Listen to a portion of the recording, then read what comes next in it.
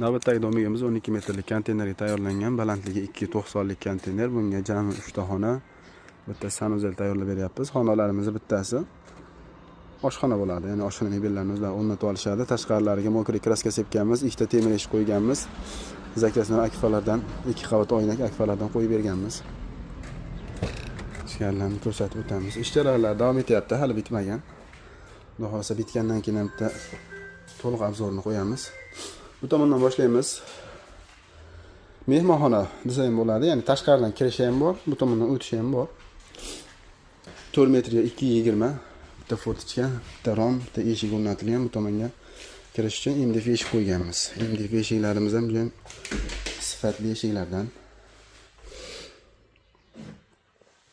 Bu yoqqa o'tganimizda oshxona, ya'ni ixchamgina oshxona qilganmiz. Bu tomonga oshxona mebellarni qo'yib olishadi.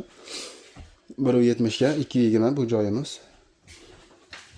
Bu yoqdan kiraverishimizda kichkinagina koridor bor. Ro'parada sanuzelimizda bitta 50 talik ariston, rakvina, tualet va dushovoy poddollari bilan qo'yib qo'yganmiz.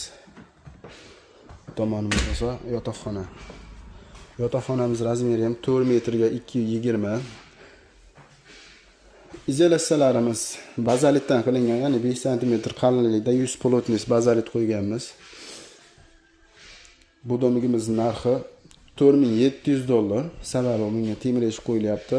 Romlari ham zakasli rom bo'lyapti. Shuni hisobiga $4,700 chiqadi. Agar romlarini, eshiklarini arzonroq variantidan qo'yib bering desalar, $4,500, $4,450 atrofida chiqarib beraveramiz. MDF eshiklarimiz ham ko'rib turganlaringdek juda sifatlilardan qo'yilgan. Shuni hisobiga $4,700 chiqadi. Vodiy bo'ylab dastavkamiz, o'rnatish xizmatimiz mutlaqo bepul. Toshkent shahriga ham bepulga dastavka qilib beramiz. Qolgan viloyatlarga kelishilgan narxda yetkazib beramiz. Bu yerda kerak bo'lsa, pastda nomer qoldirganmiz, aloqaga chiqib olasizlar.